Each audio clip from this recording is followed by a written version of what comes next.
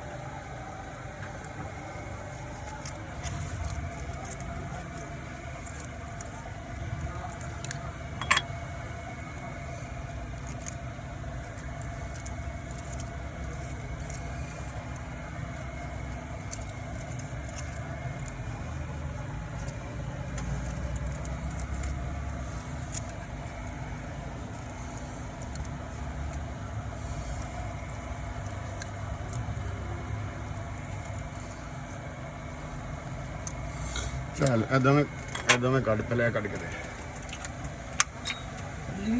ਪਰਲੀ ਵੀ ਕੱਢ ਹੁਣ ਰੱਖੀ ਪਖਿਆਰ ਉਹਦਾ ਪਰਲੀ ਵੀ।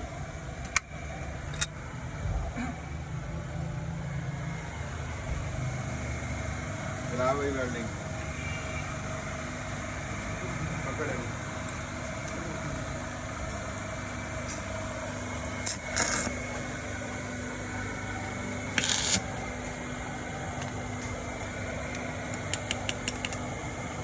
ਚੱਲ ਵੈਲਡਿੰਗ